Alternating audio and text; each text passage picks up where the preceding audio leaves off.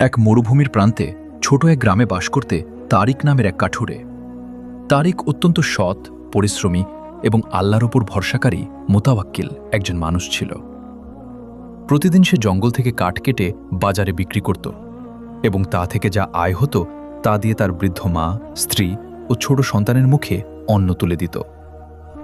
অভাব অনটন তাদের নিত্যসঙ্গী ছিল, কিন্তু তারেকের মুখে কখনো অভিযোগ ছিল না।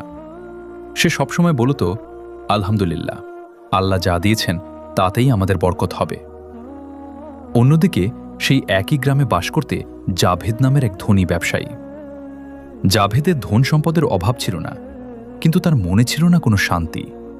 সে সবসময় ভাবত কিভাবে আরও বেশি টাকা উপার্জন করা যায়। সে গরিবদের ছোট লোক মনে করত এবং ভাবত তার এই বিশাল সম্পদ শুধুই তার নিজের বুদ্ধি আর দক্ষতার ফল। ইসলাম যে অন্যকে সাহায্য করার কথা বলে তা সে ভুলে গিয়েছিল।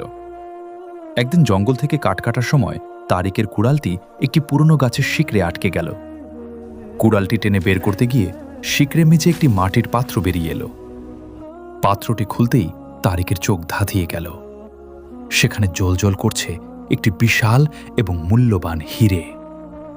তারিক স্তম্ভিত হয়ে গেল। সে ভাবল, এই হিরেটা বাজারে বিক্রি করলে আমার আর আমার পরিবারের সারা জীবনের অভাব মিটে যাবে। কিন্তু পরক্ষণেই তার মনে আল্লাহর ভয় জাগ্রত হল। সে নিজেকে প্রশ্ন করল, এই হিরেটা তো আমার উপার্জিত নয়, এটা নিশ্চয়ই অন্য কারোর, যা এখানে হারিয়ে গেছে বা লুকিয়ে রাখা হয়েছিল। অন্যের সম্পদ না বলে নেওয়া তো ইসলামে হারাম। সে হিরেটা নিয়ে সোজা চলে গেল গ্রামের কাজীর কাছে।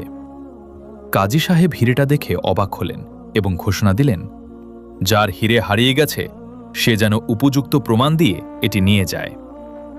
কিছুদিন পর জানা গেল হিরেটি আসলে পাশের রাজ্যের এক বড় বণিকের, যার ডাকাত দলে তালা খেয়ে সে এই জঙ্গলে লুকিয়ে রেখেছিল।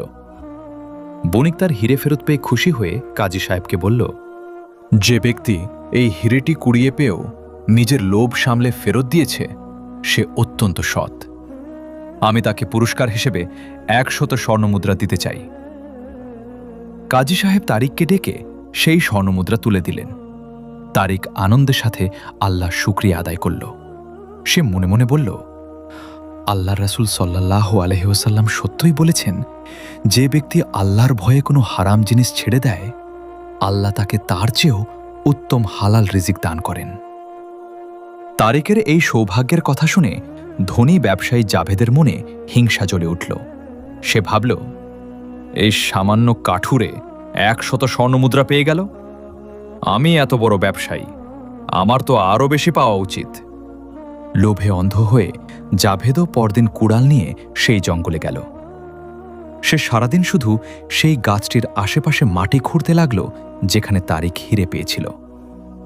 খুঁজতে খুঁজতে এক পর্যায়ে সে মাটির নিচে আরেকটি পাত্র খুঁজে পেল। পাত্রটি খুলে সে দেখল সেটিও হিরে ও জহুরতে ভরা। আসলে ওটা ছিল ডাকাতদের আসল আস্তানা, যেখানে তারা লুণ্ঠিত মাঠ সামগ্রী লুকিয়ে রেখেছিল। জাভেদ খুশিতে আত্মহারা হয়ে গেল। সে ভাবল, আমি তো তারিকের মতো বোকা নই যে এটা কাজীর কাছে নিয়ে যাব। এটা আমি নিজের কাছেই রেখে দেব। সে পাত্রটি কাপড়ে লুকিয়ে গোপনে বাড়ি নিয়ে এলো এবং তার ঘরের মাটির নিচে পুঁতে রাখল। তাকদির ও আল্লাহর বিচার ঠিক তার পরদিনই রাজ্যের কোতোয়াল পুলিশ প্রধান এক বিরাট সৈন্যদল নিয়ে জাভেদের বাড়ি ঘেরাও করল। আসলে ডাকাত দলের এক সদস্য ধরা পড়ার পর সে স্বীকারোক্তি দিয়েছিল যে তাদের লুণ্ঠিত ধনের একটি অংশ ওই জঙ্গলের মাটির নিচে লুকানো আছে। সৈন্যরা যখন জঙ্গলে গিয়ে দেখে মাটি খোঁড়া এবং সেখান থেকে পদচিহ্ন অনুসরণ করে, তখন তা সরাসরি জাভেদের বাড়ির দিকে চলে আসে। সৈন্যরা জাভেদের ঘরে তল্লাশি চালিয়ে সেই মাটির পাত্রটি উদ্ধার করল। জাভেদকে চুরির দায়ে এবং ডাকাতদের সহযোগী হিসেবে গ্রেফতার করা হল। বিচারে তার সমস্ত সম্পত্তি বাজেয়াপ্ত করা হল এবং তাকে কারাদণ্ড দেওয়া হল। কারাগারের অন্ধকার প্রকোষ্ঠে বসে জাভেদ নিজের ভুল বুঝতে পেরে কাঁদতে লাগল।